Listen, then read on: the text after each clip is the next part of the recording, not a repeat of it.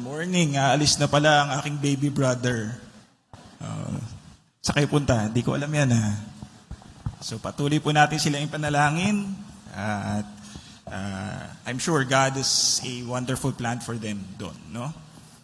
Tayo po ay nagpapatuloy sa ating sermon series ngayong umaga. Ang title po na ating sermon series is Before the Crossing.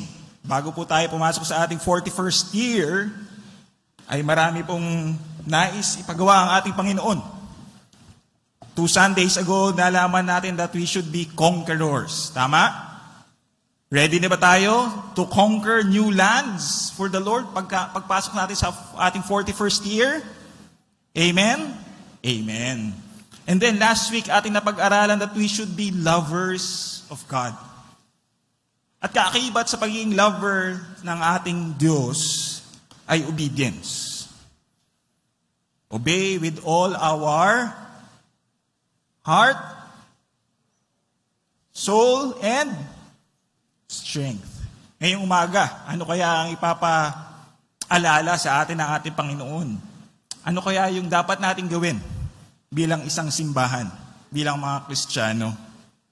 Pero bago po natin pasukin yan, may tanong po muna ako sa inyo. Magaling ba kayo magbigay ng gifts? Are you good in giving gifts? Sakto, kasi September na. Pasko na. Pag-isipan na po yung mga regalo sa mga anak, mga inaanak. Tama ba? Ako po, honest confession, hindi po ako magaling magbigay ng gifts. Hindi naman sa hindi ako nagbibigay, pero pag nagbibigay ako, minsan hindi na-appreciate ng tao. Mali ba yung tao o ako yung may mali? Bigyan ko po kayo ng example. Dati po, boyfriend-girlfriend pa lang kami ni Kat. Nagbigay ako ng gift. Pero yung gift na binigay ko, yung gusto ko para sa kanya. Hindi yung gusto niya. Okay? Yung klase ng gift na bibigay ko, yung feeling ko bagay sa kanya. Magugustuhan niya. So, sino yung nasunod? Ako. So, pagbigay ko ng gift, syempre si Kat, appreciative naman. Pero hindi talaga siya yun. Okay? Hindi talaga niya type yun. It was me imposing, this is what I want to give. Ito yung deserve niya. So medyo hindi maganda. So sabi ko, okay, next time, aaralin ko na kung ano yung gusto niya. Tama, di ba? Pag gusto niya na, ma-appreciate niya na. So minsan, pag nasa mall kami, titingin siya ng makeup, sumisilip ako ng konti, sinisimplihan ko, sabi ko, babalikan ko to. Gusto niya eh. Nakita ko pink lipstick. Yan. Babalikan ko to. Pagbalik ko, sabi ko dun sa ate, pink lipstick. Sige po, sir, pili na kayo ng shade ng pink. Mga 12 siguro yun, ng shade of pink. Hindi ko alam kung anong shade yun. Tapos meron pa palang lip tint, lip gloss, hindi lang pala basta lipstick. So ano nangyari? Nakabili kaya ako ng regalo sa tingin nyo? Hindi pa rin.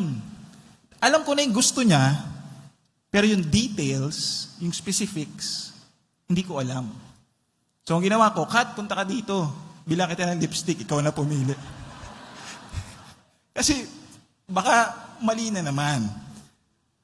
So tayo, meron ba tayong binibigay na gift sa ating Diyos? Meron. Ang pinakamagandang gift is the life that we give. A worship life. But sometimes, gaya ko, yung worship life na binibigay natin sa Panginoon ay yung gusto natin. Tayo yung nasusunod sa klase ng ibibigay nating worship life. Okay? Gusto ko to eh. Feeling ko, ito yung deserve ni Lord. Feeling ko, ito yung gusto ni Lord. Hindi siya yung nagsasabi. Or sometimes, alam na natin yung gusto niya, pero yung specifics, hindi natin sinusunod. The details. Okay? Sabi nga ni Hilden Bronkhorst, ang hirap ng pangalan nito. Basahin natin. 1, 2, 3, read. God is holy and is not indifferent to how He is served. Dun muna. Ang Diyos daw natin, holy, at hindi daw siya walang pakialam kung paano siya dapat paglingkuran. Okay? Hindi pwede daw sa Diyos na kung ano lang yung trip mong pag-serve ay okay sa Kanya. Hindi siya indifferent to how He is supposed to be served. So here, sabi, the long series of laws in Deuteronomy make it clear. Pag binasa niyo po kasi yung book of Deuteronomy, napakaraming laws, specifics. Okay? Bakit daw ganun? Bakit daw binigay sa Deuteronomy na ito yung gagawin nyo specifically? Because God wants to be worshipped His way, not our own way. Hindi yung feeling lang natin, hindi yung gusto lang natin, hindi yung trip lang natin. Kundi meron siyang gusto at yun ang dapat niyang matanggap. Pastor, ang hirap naman yan. Ang dami. Sa libro, sa Deuteronomy pa lang, ang dami lang law, sa buong Bible pa. Pero let's read. It is a privilege to receive God's revelation because then we know what God wants from us. Yun daw yung kabutihan na ang Diyos isinulat niya sa Biblia. Na pwede nating basahin anytime, nasa cellphone natin, nasa bahay natin, ilang versions, accessible to us. Okay? Para daw malaman natin kung ano yung acceptable to Him. Mas maganda na alam mo yung specifics kesa hindi mo alam. Para kang ako, malilito ka sa daming shades ng pink. You want an acceptable gift to God? Give an acceptable life of worship. But remember, it's all about the details. Hindi pwedeng basta-basta lang. Hindi pwede tayo masusunod, kundi ang Diyos. Yun po yung kakaharapin na challenge ng mga Israelites when they enter into Canaan. God wants to be worshipped, but He wants a kind of worship done His way. Basahin na po natin ang ating passage sa umagang ito, Deuteronomy chapter 4, verses 15 to 31. Tayo po'y tumayo.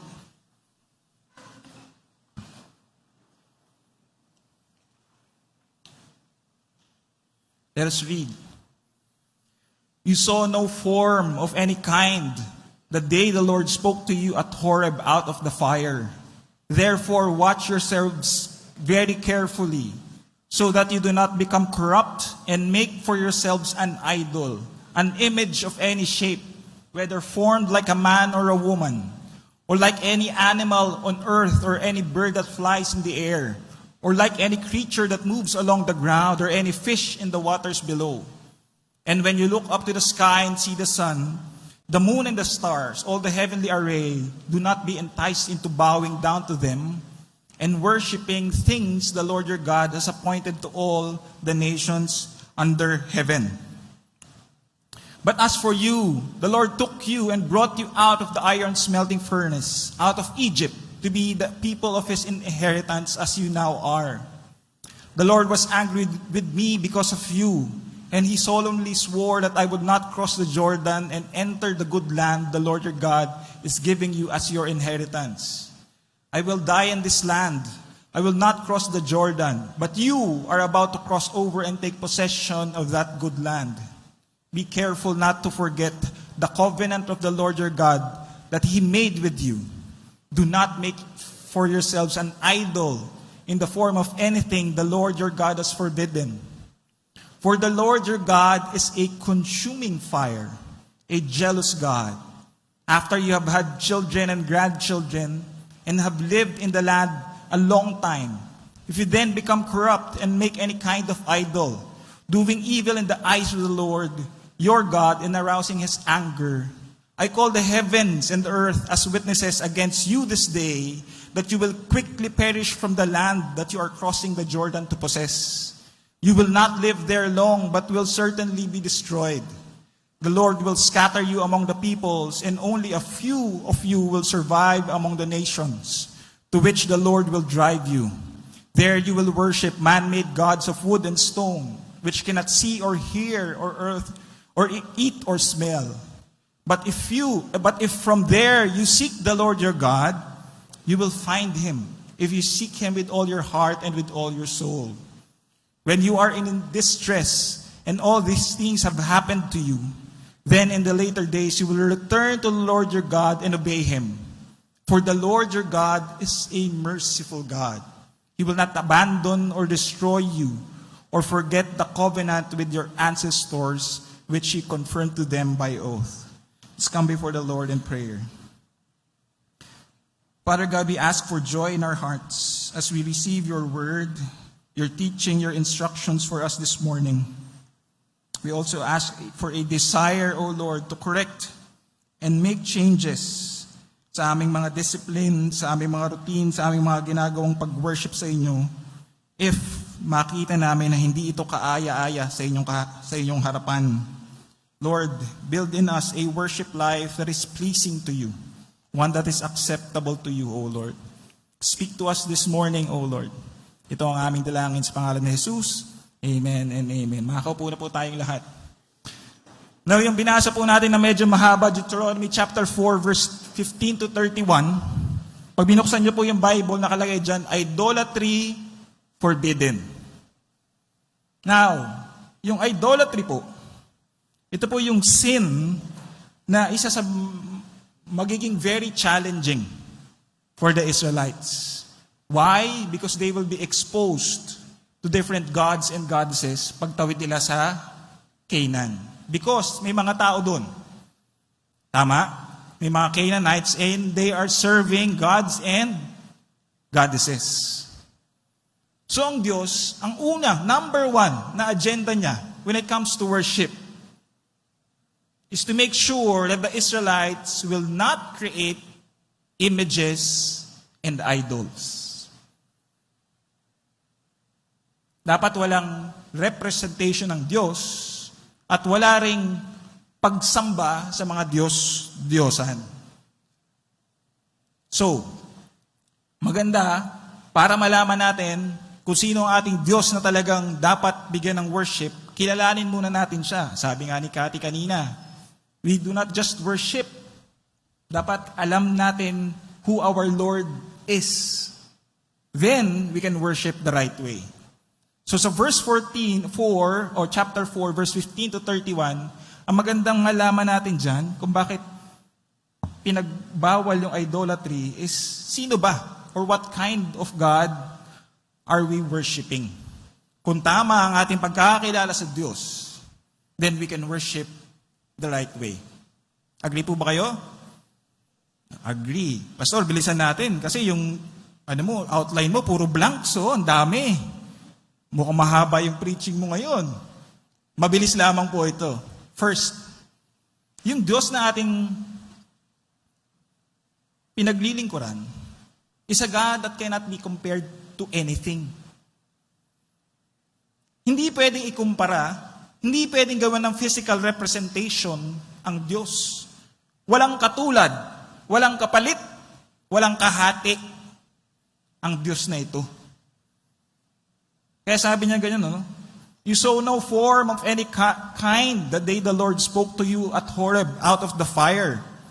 Wala daw physical form ang Diyos. So, dapat, wala ring physical representation yung mga Israelites sa Diyos. God cannot be limited to a kind of wooden structure. Okay? Sabihin, this is God. Because that is insulting to God. That limits God. Okay? Kaya sa mga Christian churches, wala pong nakasabit na image dito ni Jesus. It's just the cross. It represents what Jesus Christ did for us. But there is no image. Tama? Kaya kanina, yung sa ating Lord's Supper, ang sabi ni Elder Willie, symbol of the body of Christ. Yung pinartake natin, that is not the body of Christ. That's just bread. But that is the symbol. So we remember the symbol of His blood. Then yung juice. Kasi very clear yan. Sa Ten Commandments, pang ilang commandment ito? Nandun yan. You should not make any image. Pang ilan yon? Pang pastor, pang 5 yata, 6. Nako, review tayo ng 10 Commandments next week That's the second. Okay? You should not make any image on whatever form. Ano ba yung first? Ano yung first?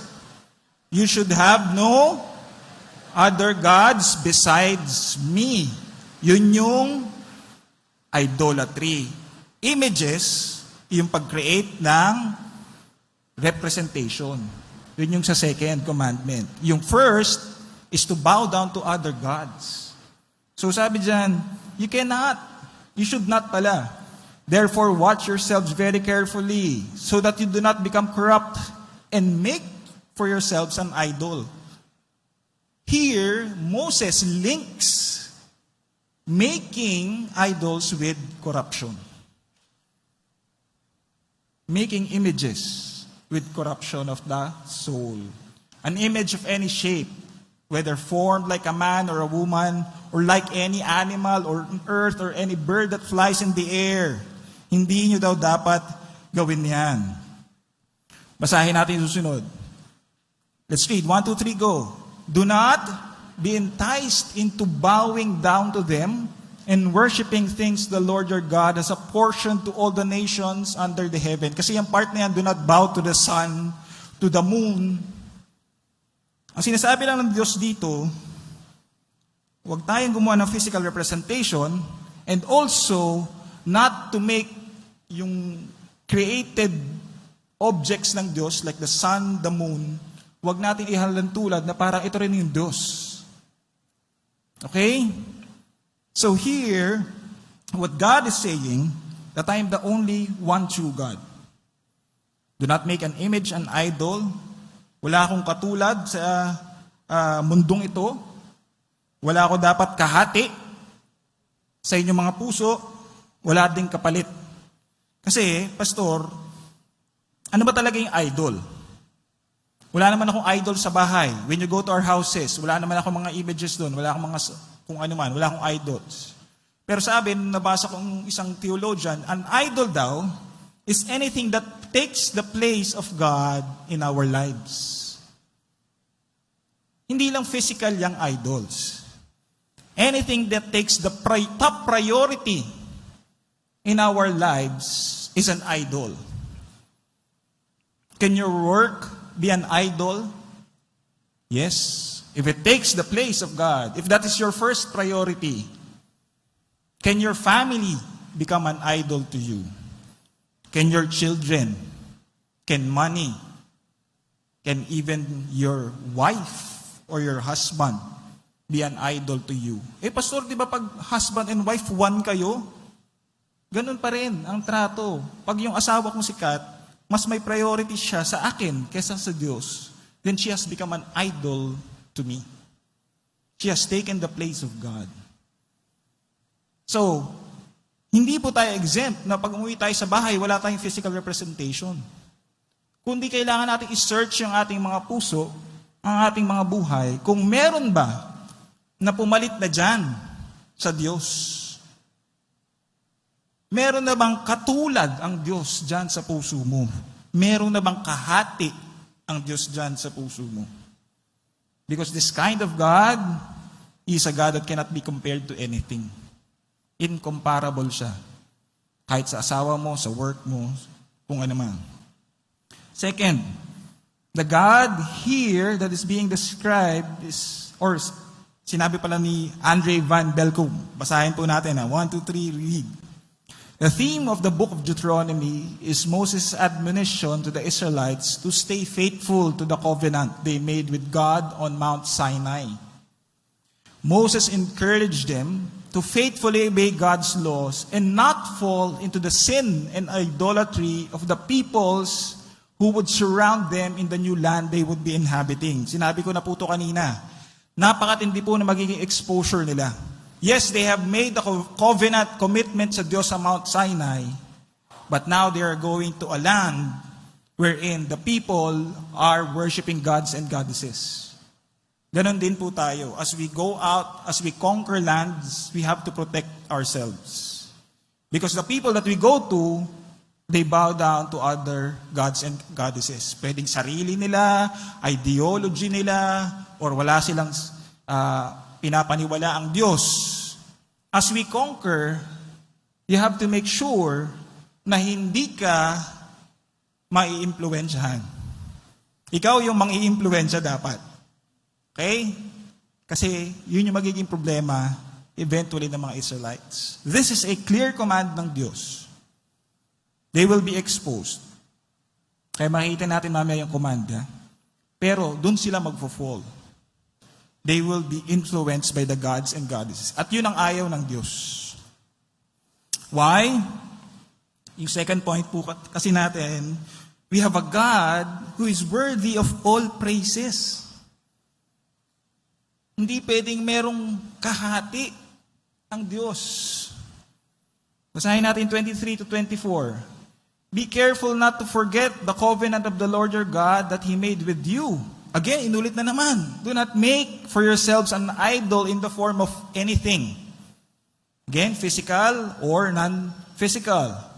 The Lord your God has forbidden. Verse 24, let's read. For the Lord your God is a consuming fire. He is a jealous God. Yung jealous dyan, the word, it is kanaw. Kanaw means this God demands exclusive service. He demands all praise. Hindi pwede nagpe-praise sa iba, nagpe-praise din sa Diyos. Inyong kanaw sometimes can be used as to describe God as He punishes those who hate Him. Pastor, parang hindi maganda yung jealous na word, di ba? Parang bata. Di ba? Naiinggit. Yun ba yung picture dito? Naiinggit ng Diyos, parang childish siya, bad-tempered siya. Ano ba yan? Ba't nyo binibigay? No. The picture here is that God knows what He deserves. Alam ng Diyos kung ano yung dapat niyang matanggap. Yung dapat para sa Kanya. And He would not relent. Okay? Hindi siya magko-compromise para tanggapin yung hindi niya deserve. Okay? Deserve niya exclusive service. He is a jealous God. He is a consuming fire. Hindi pwedeng sabihin natin, Lord, ito yung naisip ko Ito yung pwede na sigurong bigay ko sa yung service. Serve din ako sa ibang Diyos-Diyosan, idols, mayroon ako ibang priority sa buhay ko, family, kung ano man. Hindi ko po sinasabi na huwag kayo magtrabaho para sa inyong families. But if they take priority in your life, that has become an idol. So God knows what He deserves, and He would not relent to anything less than total commitment. First priority and full worship. That is who our God is. We give our gratitude sometimes to idols, to rituals, to mantras, for the good things we receive from God. Diba? May nabasa tayong quote from Facebook. Sinunod mo. Gawin mo daw to ritual, mantra sa buhay mo. Tas parang na-bless. So ngayon, pinapasalamatan mo yung ritual, yung mantra, kung ano man yan. Pero ang katotohanan niya, the blessing came from God. So what you are doing is giving the gratitude that God deserves, and you're giving it to something else. He is a jealous God.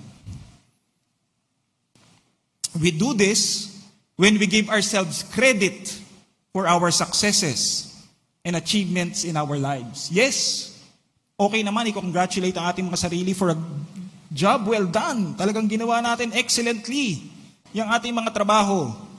Pero kung ang pasasalamat mo, kino-congratulate mo ay sarili mo lang, you're giving away what God deserves, yung gratitude, yung credit, at binibigay mo sa iyong sarili. We do this when we depend on guidance from something else like self-help books or even life coaches, mentors. Yes, maganda yan. But they are not the final say in our lives. Ang final say dapat sa guidance na ating natatanggap ng ating Diyos. See, God that we serve is a God who deserves all things. All praises, all gratitude, all credit. So this is the kind of God that we serve. Tapos, nagpatuloy. Itong si Moses. Sabi niya kasi, this God that we serve is a God who disciplines those He loves. Dito kasi, may warning na agad. Huwag kayong gumawa ng idols, huwag kayong maglilingkod sa kung ano man. Kung hindi, ay dahil ako'y jealous God, I'm a God who demands exclusivity, pero kung hindi nyo ginawa yan, ito yung mangyayari sa inyo. I will discipline you. The God that we serve, hindi po okay sa Kanya ang lahat. Na parang, maglingkod ka, good. Pag hindi ka maglingkod, good pa rin. Mabait naman ang Diyos eh. Hindi po ganun ang Diyos. God is a disciplinarian God. Very clear po dito sa Deuteronomy, when you obey, there are blessings. When you disobey, there are curses. That is how God disciplines us. So very clear dito, sabi sa verse 25, if you then become corrupt and make any kind of idol doing evil in the eyes of the Lord your God in arousing His anger, this is what will happen to you, Israelites. You will quickly perish. Mamatay kayo agad. Okay? From the land that you are crossing the Jordan to possess, you will not live there long. Na-occupy nyo na, yung mga nag-occupy dyan, mamamatay agad. Or, na-occupy nyo na, pag gumawa kayo ng idol, I will send someone para paalisin kayo dyan. Nang buhay pa kayo. Okay? The Lord will scatter you among the peoples. Hindi lang sila pahaalisin to go to another place kung saan sama-sama sila. Kundi, kung saan-saan sila itatapon. Hiwalay-hiwalay po sila. Hindi lang sila lilipat ng isang bansa tapos sama-sama sila. No, scattered. They will be under the authority of other nations. Okay? Mawawala yung kanilang pagka-nation of Israel dito. They will be scattered. So, here, we see here na ang Diyos natin, yun nga sabi ko, is God who disciplines. But it is out of love. So sometimes, when we receive discipline sa ating Diyos, huwag niyo isipin na tinalikuran na kayo ng Diyos at ginagawa niya to smite you. He does this out of love. And that is part of Him molding us to be better in our worship life. Pero hindi pa huli. Because the God that we serve is a God who forgives those who repent. Yan ang napakaganda. Kasi dito sa verse 29 to 31, let's read but if from there, after you have been scattered, okay, tinapong na kayo ng Diyos kung saan-saan, hopeless na kayo, but if from there, kung nasaan ka man, you seek the Lord your God, ano daw? You will find Him. Hindi ka tinalikuran ng Diyos. Kung nasaan ka man, feeling mo hopeless ka na, pero pag nagrepent ka, you will find Him if you seek Him with all your heart and with all your soul. When you are in distress and all these things have happened to you, then in the later days you will return to the Lord your God and obey Him.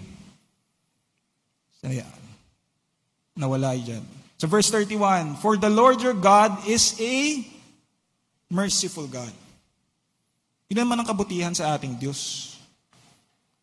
So we see here that the kind of God that we are worshiping is a God that cannot be compared to anything. It should not be compared to anything.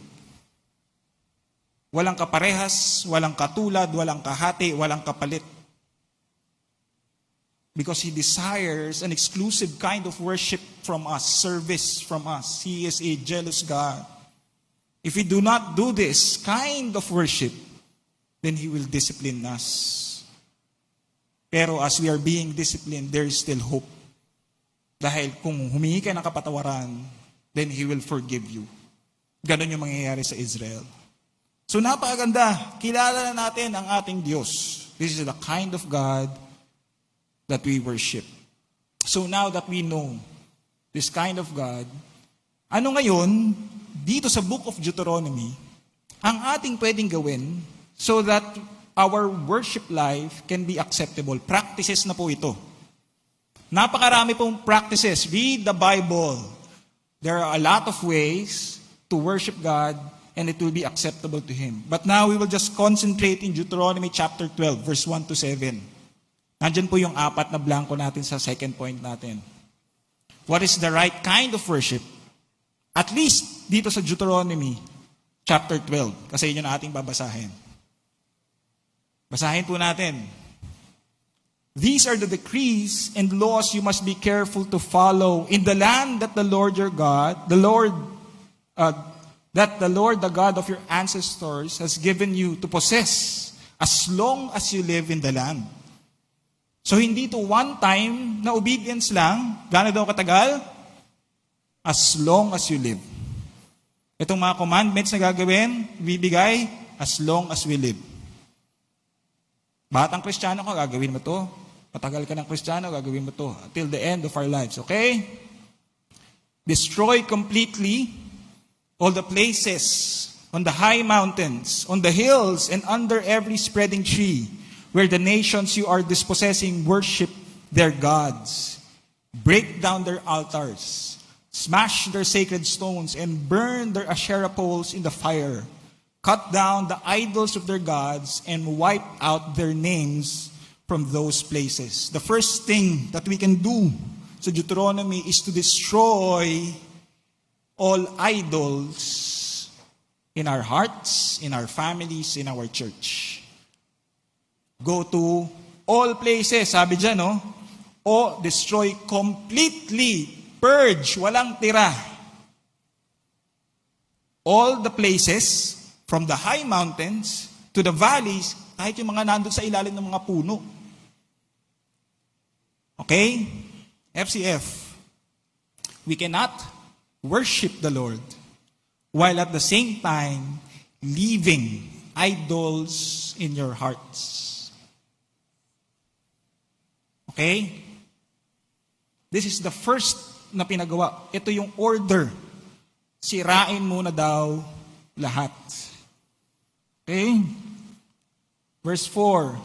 You must not worship the Lord your God in their way. Again, winarningan sila, may influence. Yung pupuntahan nyo, huwag kayong gumaya. But then verse 5. But you are to seek the place the Lord your God will choose from all your tribes to put His name there for His dwelling. Pagpasok po nila sa Canaan, there will be one place of central worship. Ang laki ng buong Canaan. Yes, they can worship in their homes, but if they really want to experience and worship God, they go to that place. One place. Meron ba tayong one place bilang isang church where we can experience and worship God together?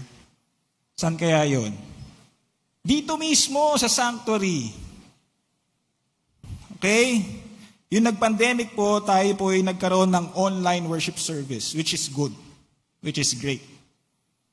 Pero ang tagal na pong bukas ng ating FCF sanctuary. Join us every Sunday. Iba pa rin po yung live worship service. Yung experience of worshiping together, being with your fellow believers, seeing them. Okay? Mas maganda pa rin po yan sa mga naka-online. Of course, there are people na nasa probinsya, nasa ibang bansa, or may mga sakit. That is why we have our online worship services. But please, FCF, tayo po, travel.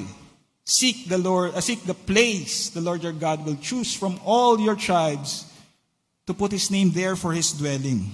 Bukas na po na ang ating sanctuary. Next week po, mas marami na yung upuan, ha? Yung mga small group members nyo na hindi pa rin po nagsisimba, tawagan nyo na po. Kasi pumapasok na sa opisina yan. Nag-grocery na po yan. Magkita-kita na po tayo dito. And then, verse 6. Let's read. There, dun sa lugar na pinuntahan nila, the central place of worship, what are they going to do? There, bring your burnt offerings, sacrifices, your tithes, your special gifts, what you have vowed to give, and your free will offerings, and the first flock of your herds and flocks. Acceptable worship life sa Diyos, kasama po ang ating pagbalik kung ano yung nararapat sa Kanya. Yung tithes. And then you go beyond your tithes. Sabi dyan, you bring your tithes and what you have vowed to give. So binabalik mo yung 10% at kung ano pa yung nais mong ibigay. Lumalagpas pa sa 10% ang mga tao na ito. So they go to this place and they give back and they even go beyond. Sa pagpasok po natin ng ating 41st year, my prayer lahat po tayo sa FCF ay faithful sa pagbibigay ng tithes. Wala pong exempted dito bilang mga Kristiyano. Basta disciple ka, kasama po ito sa ina-expect ng Diyos. The giving back what is due to Him. Okay? And then, verse 7. There in the presence of the Lord your God, you and your families, eto na, dito na magaling ang FCF, shall eat. Yan. May celebration naman, no? You shall eat and shall rejoice. Okay? Ang Diyos hindi naman siya KJ. Gusto ng Diyos, masaya rin tayo. Kaya nga tayo nagkakaroon ng fellowship, kainan, celebration. That's part of our worship to the Lord. Okay? So ano po yung mga apat na yan? Agad natin pwedeng gawin. Unang-una sa verse 3, search and destroy all the images, idols. That is, yan yung unang priority to sa order of worship. Second, you travel here to FCF.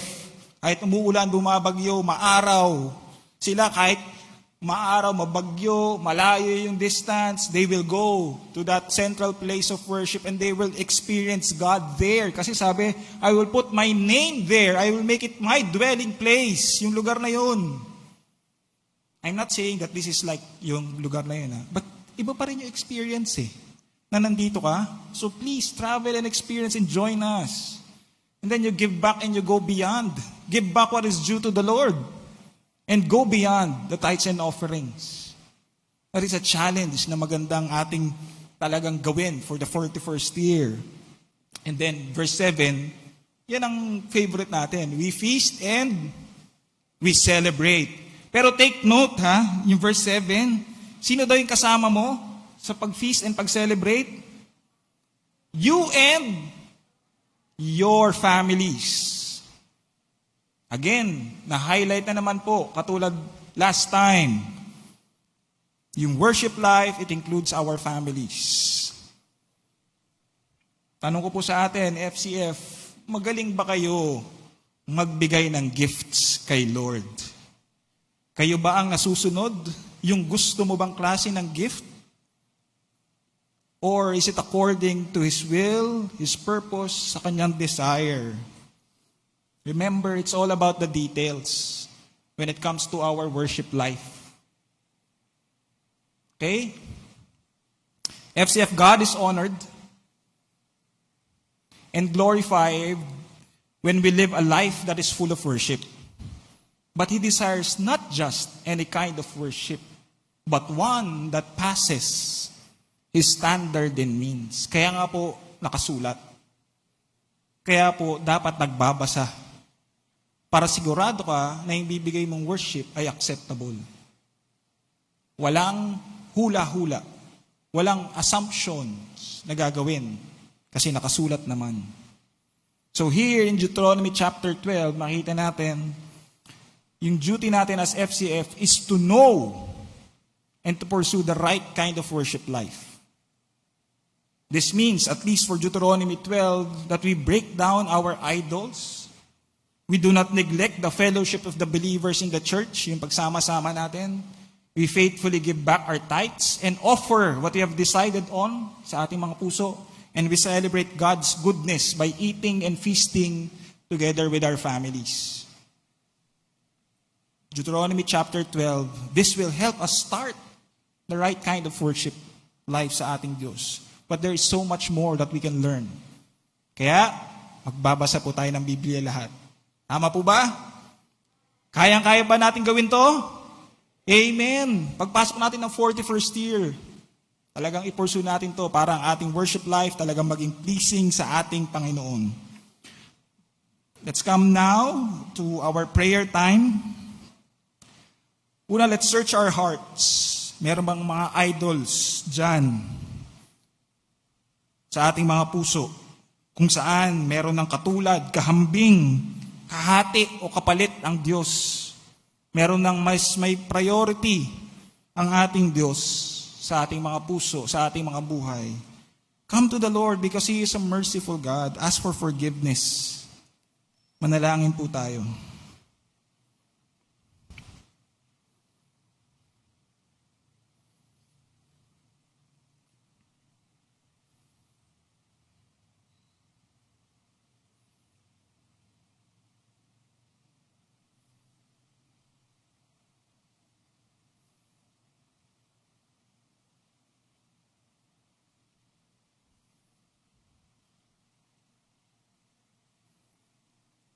And let's now make a commitment that we will break the idols of our hearts.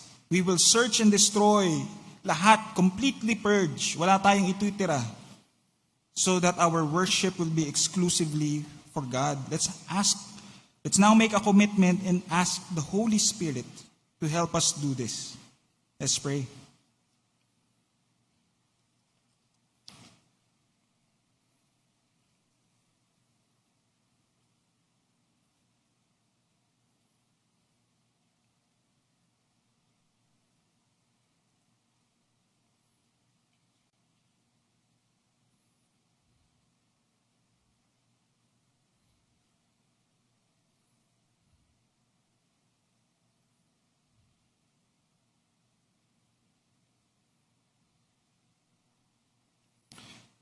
Father God, you have heard the commitment of your children.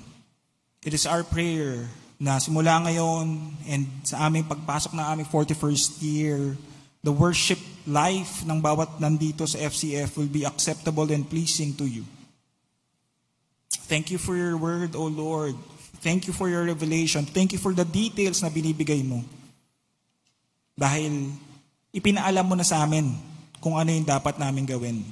So Panginoon, lagi mong ipaalala sa amin na magbasa ng iyong salita. Give us the desire, O Lord, hindi kami magsawa, hindi namin to, mabigyan namin ng tamang value ang inyong salita, O Lord God. Thank you, because you have made it clear to us how you want to be worshipped. Dear Holy Spirit, as we read your word sa aming mga quiet time, kayo po ang magturo sa amin, manguna sa pagpapaalala, Panginoon, at sa paggawa din ng mga changes sa aming mga routine, sa aming mga disciplines, sa aming family time, at kung ano man, O Lord, so that our worship life will be acceptable to you. Thank you, O Lord God, also, for you have opened the sanctuary of FCF again that we can come together as one church to experience you and the fellowship of the believers together dito. So we pray for everyone na patuloy kami magkakaroon ng joy sa aming puso, yung desire to really travel together and to experience who you are. Marami pong salamat, Panginoon, na sa aming pagbibigay, pagbabalik sa iyo, giving what is due to you sa aming tithes and then going beyond, ay nakaka-receive ka ng joy. Maraming salamat, O Lord God, because you have been so faithful to us. Turuan mo pa po kami na lahat po kami dito sa church ay mas maging faithful pa sa aming pagbigay, sa aming tithes, and going beyond, pagbigay sa missions, O Lord, and other opportunities for your kingdom building. Ang panalangin namin, Panginoon, ay part din ng aming feasting and celebrating ay ang makasama namin ang buong pamilya. Yun naman din ang kagustuhan mo, O Lord. The gathering of the families. So we speak, O Lord God, kayo po ang mangusap sa bawat pamilya, sa mga anak, sa mga asawa, sa mga magulang na hindi pa po nagsisimba. Naway kayo po ang magbukas ng kanilang mata at makita nila yung need nila for you. And allow them to join us every Sunday, O Lord. Hindi po namin kayang gawin yan kung kami lang. That is why we depend on you, O Holy Spirit. Thank you, O Lord, at least for Deuteronomy chapter 12, meron na po kami agad na pwedeng gawing changes sa aming buhay. But there is so much more that we can do for you.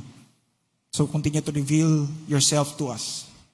And as we enter another work week, hindi po namin alam ang aming kakaharapin.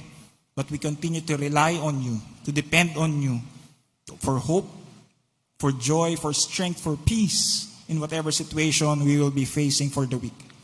Maraming pong salamat sa inyong salita. Ito po ang aming dalangin sa pangalan ni Jesus. Amen. And now may the God of endurance and encouragement grant you to live in such harmony with one another, in accord with Christ Jesus, that together you may with one voice glorify the God and the Father of our Lord Jesus Christ. Amen and amen. Magandang umaga po sa ating lahat. God bless you. Have a great day, everyone.